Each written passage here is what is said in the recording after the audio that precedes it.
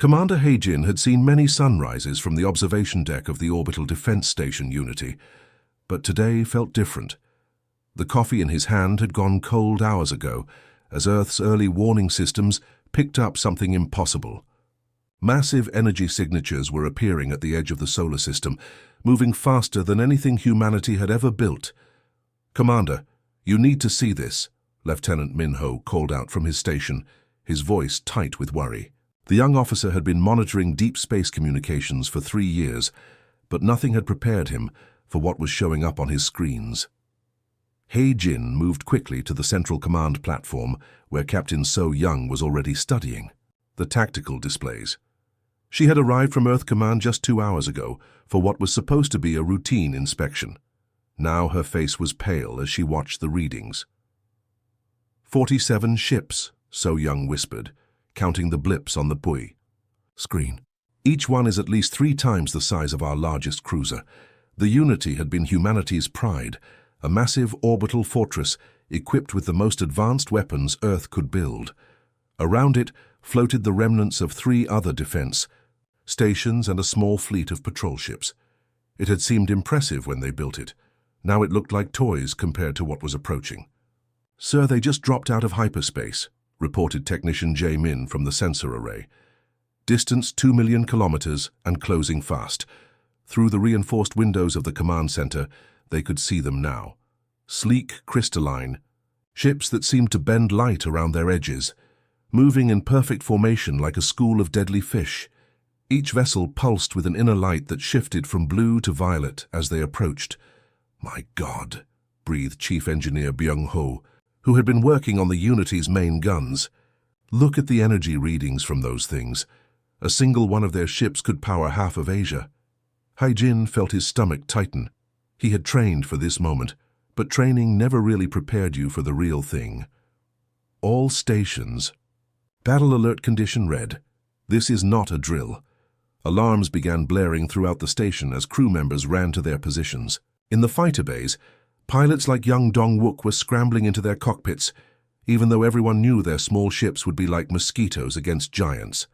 "Incoming transmission," Minho announced, his fingers dancing over the controls. "They're using our own communication frequencies." The main holographic display crackled to life, showing a figure that made everyone in the command center take a step back. The being was tall and graceful, with silver skin that seemed to shimmer like liquid metal. Its eyes were compound structures, like a fly's, but each facet sparkled with intelligence. When it spoke, its voice was melodious but cold. "Primitive species of the 3rd planet," the alien said, its words perfectly pronounced in English. "I am High Admiral Velthar of the Zephyrian Empire. We have observed your recent expansion into space. Your surrender is required within one of your time periods called hours. Resistance will result in your complete extinction." The command center fell silent except for the humming of computers and the distant sound of crew members preparing for battle. Heijin looked around at his people.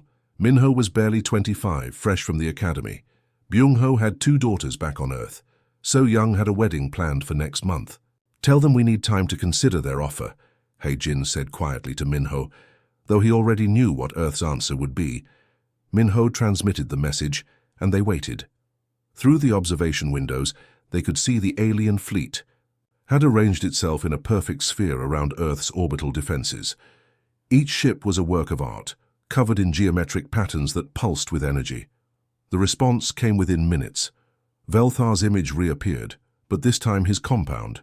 Eyes seemed to focus directly on Heijin. "Your delay is noted. We will demonstrate the consequences of defiance."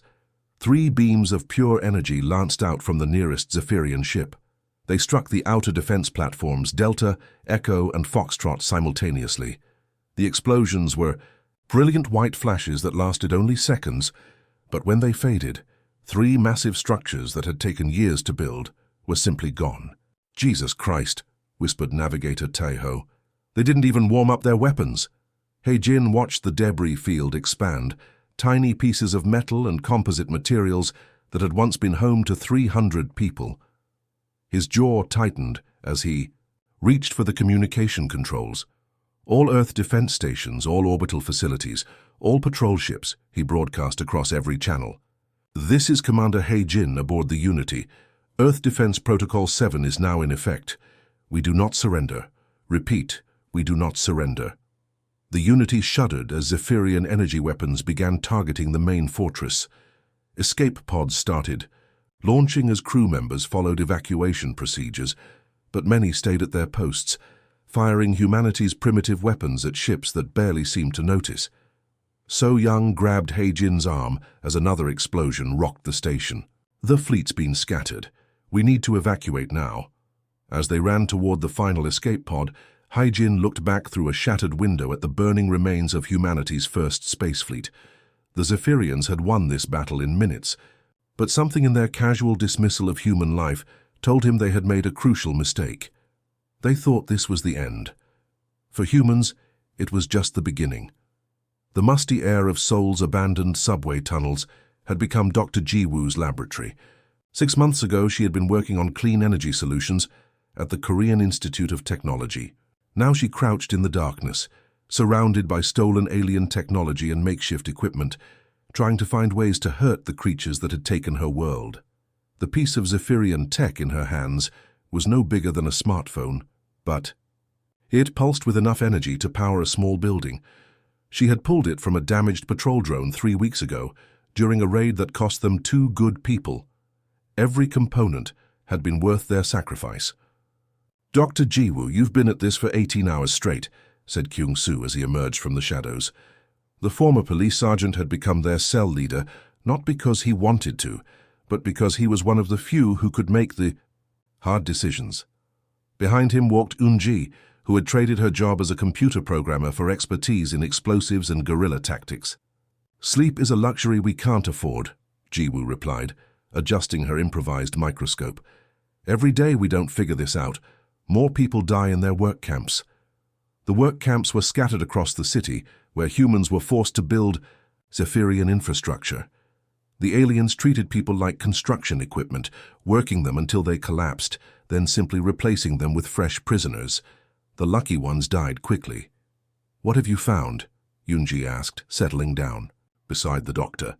Her clothes were stained with grease and blood from their last supply run. Ji-woo pointed to a crystalline structure inside the alien device. "Their entire technology is based on these quantum crystal matrices. They store energy, process information, and control their weapons all through harmonic vibrations. It's actually quite beautiful, if you ignore what they use it for." Above them, the subway ceiling trembled as heavy footsteps echoed through the concrete. Everyone froze until the sound passed. The Zephyrian patrol mechs made their rounds every 4 hours, searching for signs of human activity. The aliens themselves rarely came down to the tunnels, preferring to send their robotic hunters. "But here's the interesting part," Ji-woo continued, pulling up readings on a tablet she had modified with salvaged components. "These crystals maintain their harmony through very specific frequency patterns. Disrupt those patterns, and the whole system crashes." Kyung-soo leaned forward. "You mean like jamming a radio?" "Exactly, but much more precise. I've been testing different electromagnetic pulse configurations, and I found one that completely disrupts their harmonic resonance." She gestured to a crude device sitting on a milk crate nearby. "I built this from parts of a crashed hovercar and components from their own tech." The device looked like something a teenager might build for a science fair, copper wiring wrapped around car battery parts, connected to alien crystal fragments with electrical tape and determination. It was ugly, but if Ji-woo was right, it was also humanity's first real weapon against their occupiers. Eun-ji picked up the device carefully. "How does it work?" Point it at any Zephyrian tech within 50 meters and press that red button. The electromagnetic pulse will disrupt their quantum matrices for approximately 4 minutes, long enough to disable a patrol drone or scramble their communications. Young Min-jun, barely 17 and serving as their lookout, came running down, the tunnel with excitement in his eyes. "There's a patrol drone stuck in the rubble near Exit 7. Its left wing is damaged, but it's still active." Kyung-soo looked at Ji-woo. "Field test?" 20 minutes later, they crept through the ruins of what had once been a busy shopping district. The Zephyrian patrol drone hovered 3 meters off the ground, its damaged wing sparking but still functional. The machine was beautiful in its own alien way, like a mechanical butterfly made of silver and light. "Remember, we only have one shot at this," Kyung-soo whispered. "If it doesn't work, we run." Ji-woo aimed her improvised weapon at the drone and pressed the button. For a moment, nothing happened. Then the drone's lights flickered and died. The machine dropped to the ground like a dead bird, its anti-gravity systems completely offline. Holy. "Shit, it worked," breathed Yoonji. They had exactly 4 minutes. Min-jun and 2 other fighters quickly moved in to salvage components, while Kyung-soo kept watch. Ji-woo studied the disabled drone, noting how its crystal matrices had gone dark. "Soul base to all cells," Kyung-soo spoke into his radio as they retreated to the tunnels. "Package is ready for distribution. The ghosts are learning to bite back." Over the next few weeks, Ji-woo's electromagnetic pulse devices spread through the underground network like wildfire. In London, former engineer Sang-ho modified the design to work with subway train generators. From New York's abandoned subway, system electronics expert Hai-jin reported that the devices could be daisy-chained together for greater range. But it wasn't just the technology that was spreading. It was hope. For the first time since the invasion, humans had a way to fight back that actually worked. The Zephyrians had superior weapons, faster ships and advanced technology, but they had never faced an enemy that could turn their own strengths against them. In a tunnel beneath Moscow, Junho was teaching a group of teenagers how to build the pulse devices. In the catacombs under Paris, Sunmi was coordinating attacks on alien supply convoys.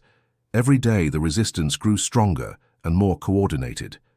The aliens had made a critical error. They had assumed that defeating humanity's military meant defeating humanity itself. They had never considered that sometimes the most dangerous enemy is the one with nothing left to lose and everything to learn. The red dust of the Australian outback swirled around Captain So-young as she adjusted her binoculars, watching 17-year-old Tae-hyun work on their most ambitious project yet.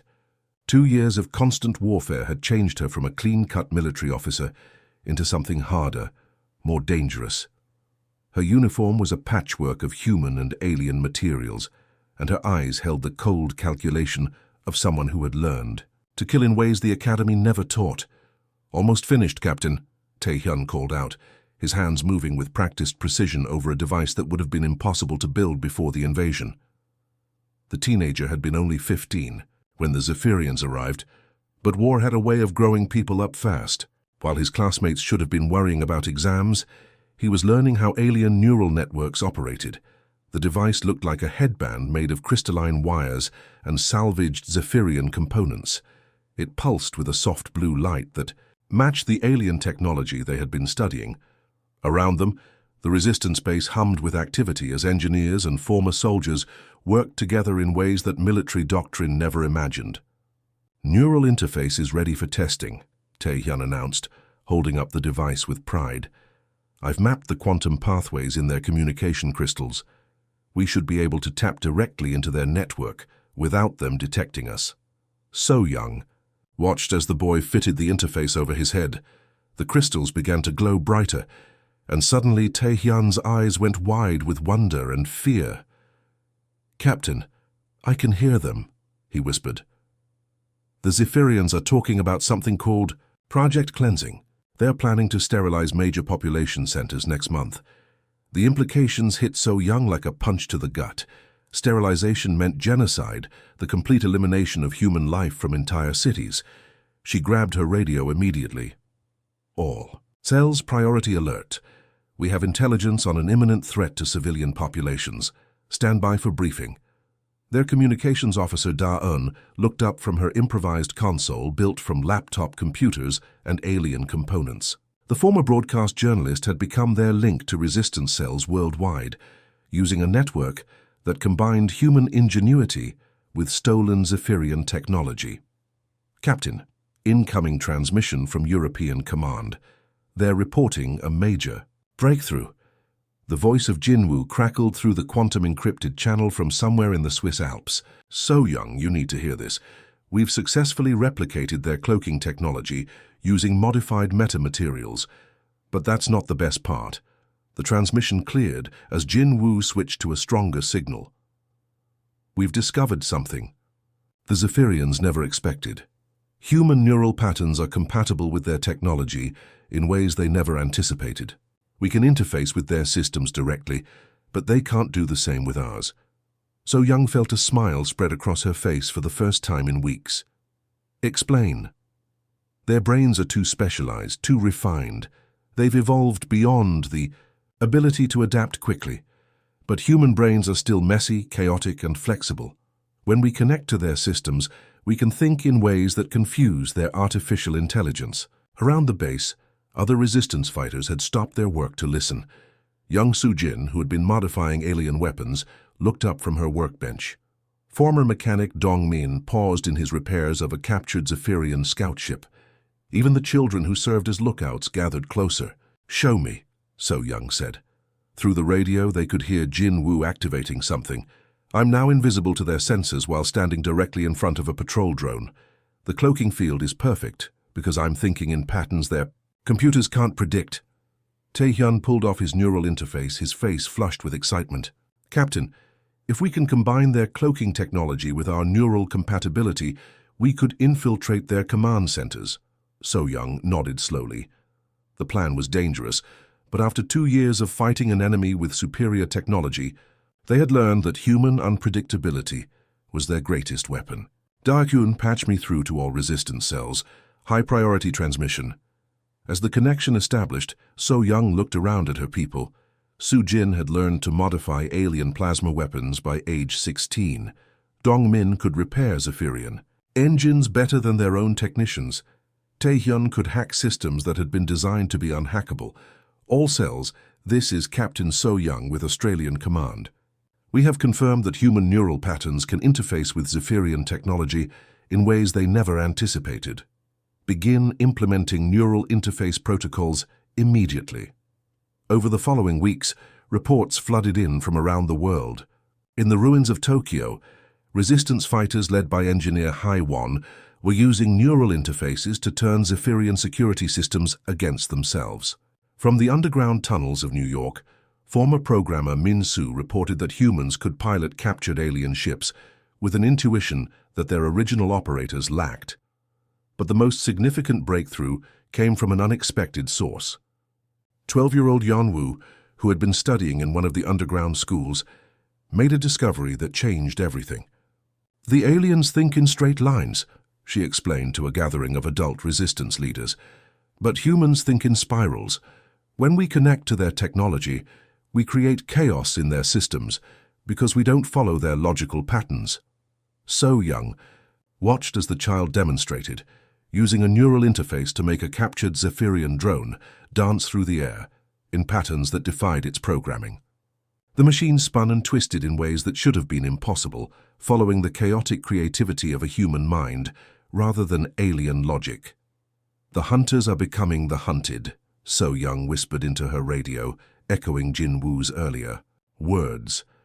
Around her, the resistance continued to evolve, growing stronger not despite their humanity, but because of it. The Zephyrians had made a fatal error. They had assumed that superior technology meant inevitable victory. They had never considered that sometimes the most advanced response to a sophisticated problem is beautifully human chaos.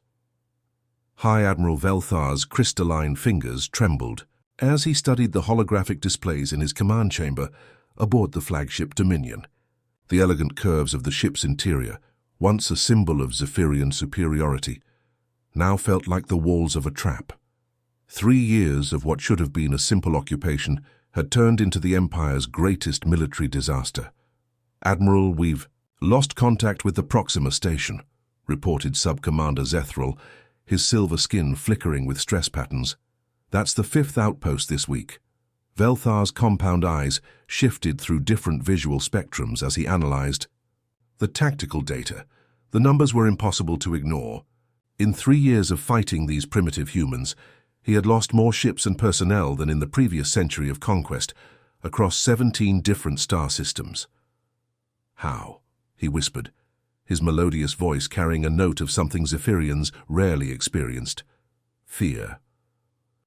The answer came from his intelligence officer, Mordak, whose normally calm demeanor showed cracks of panic. The humans have captured our forward base on Luna. Somehow, they're using our own command codes against us. They've turned our communication network into their weapon. On Earth's moon, former software engineer Sung-min crouched in what had once been a Zephyrian command center, his fingers dancing over alien interfaces with an intuition that amazed even him. The lunar base had been heavily defended, but the humans had learned something the Zephyrians never anticipated.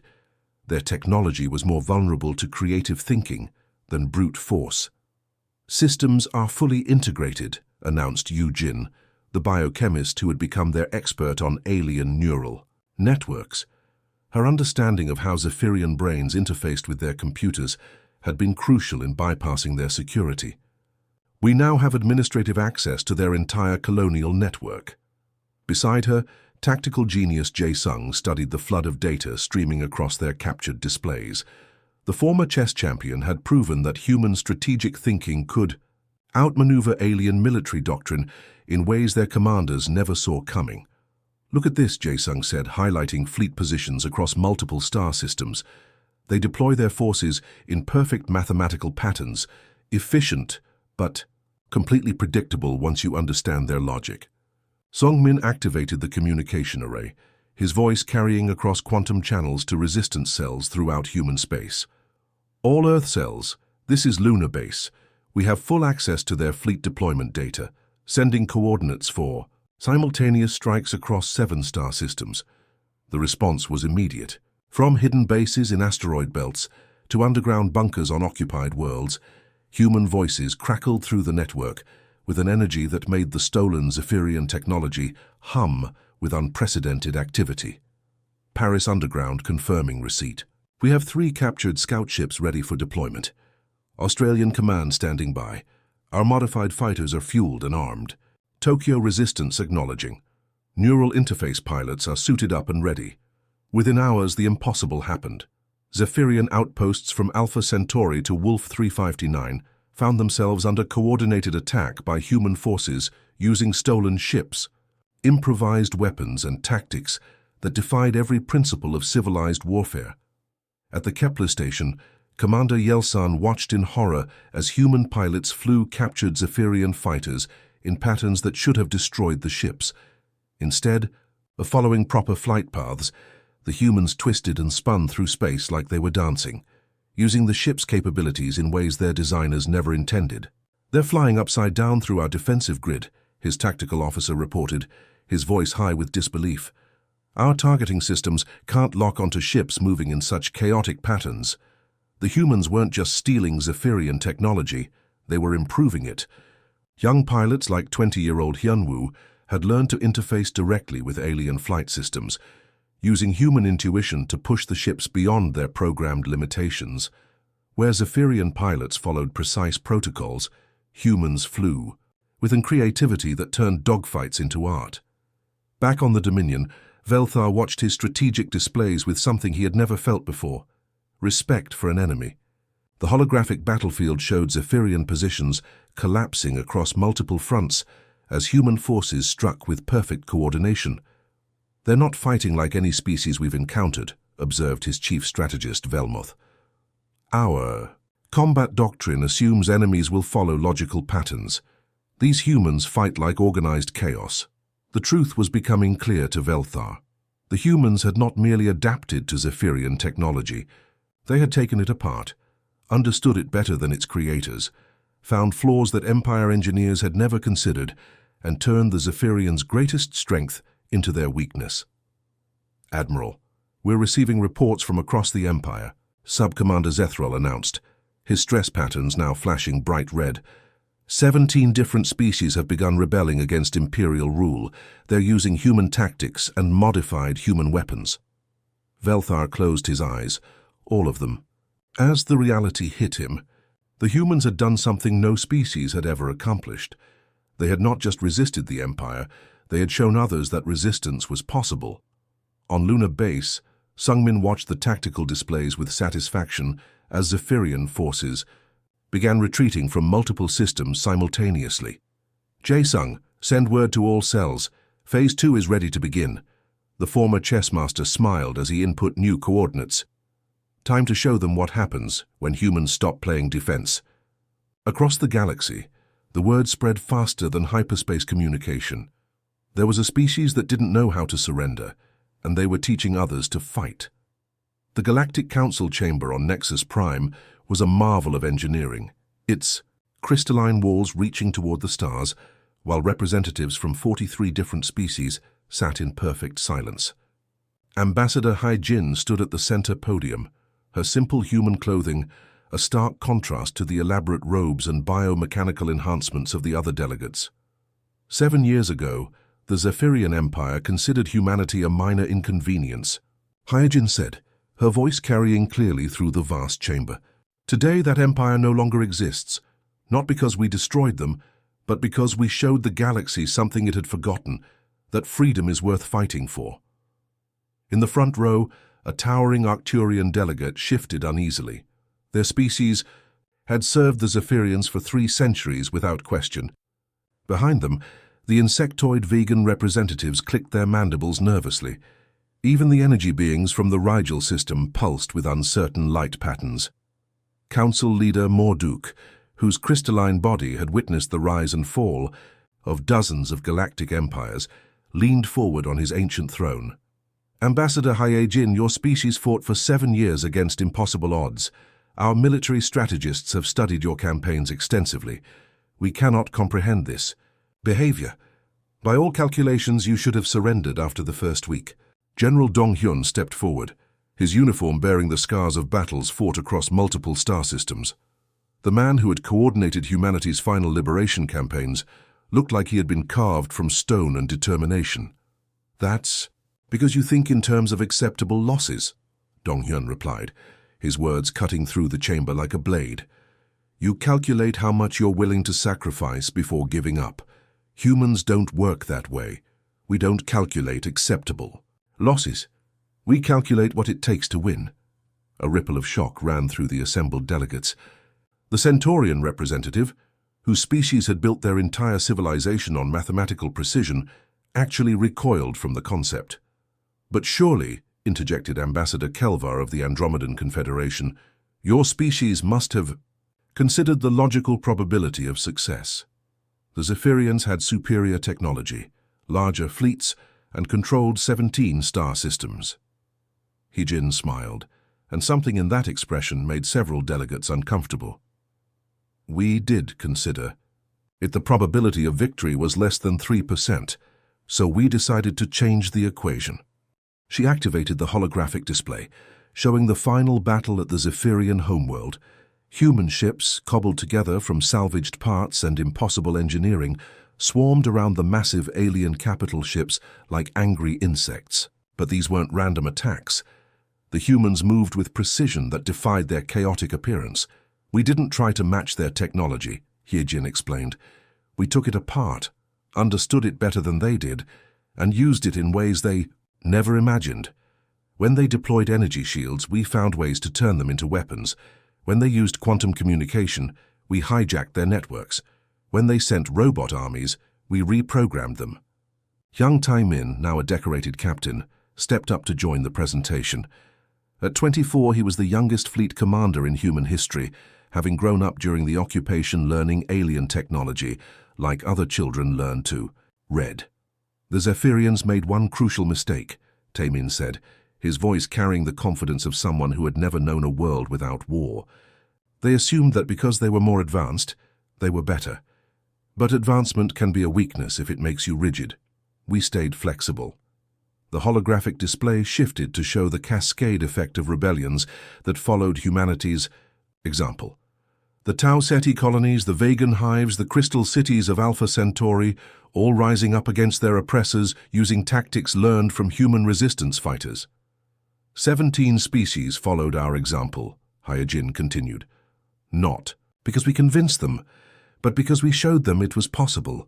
The Zephyrian Empire didn't fall to human weapons. It collapsed under the weight of everyone they had ever conquered, suddenly remembering how to fight back. Council leader Morduk's ancient voice resonated through the chamber. And now you come before us seeking membership in the Galactic Council. What assurance do we have that you won't turn these same tactics against us? Donghyun and Hyejin exchanged glances. The question they had been expecting, the fear that had kept the council debating for months. Because we're not conquerors, Hyejin replied simply. We fight when we have to, but we prefer to build. The same creativity that let us defeat the Zephyrians is now rebuilding Earth and helping other species develop their own defenses. She gestured to the viewing port, where Earth's restored orbital stations could be seen in the distance. We've spent the last 2 years sharing our technology freely with anyone who asks, not selling it, not trading it, sharing it. Because we learned something during those 7 years that I think this galaxy needs to remember. And what is that? Asked the Andromedan ambassador. That the strongest civilizations aren't the ones with the biggest weapons or the most advanced technology. They're the ones that refuse to give up hope. In the months that followed that historic session, 3 more species requested assistance in throwing off oppressive regimes. The Altarian crystal farmers, the methane breathers of Titan, and the hive minds of the Magellanic clouds all sent delegates to Earth, seeking not just weapons or tactics, but the secret of human persistence. Back on Earth, rebuilt and stronger than ever, children attended schools where they learned quantum physics alongside history, where they studied alien languages and human courage with equal importance. In the playgrounds of New Seoul, kids played games that involved outsmarting imaginary alien invaders. In the laboratories of rebuilt universities, young scientists worked on projects that would have been impossible before the war.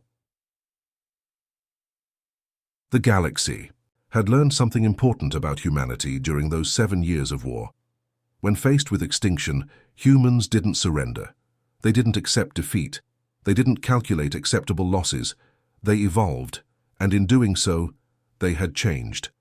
Not just themselves, but the entire galaxy's understanding of what was possible when a species simply refused to quit. The end.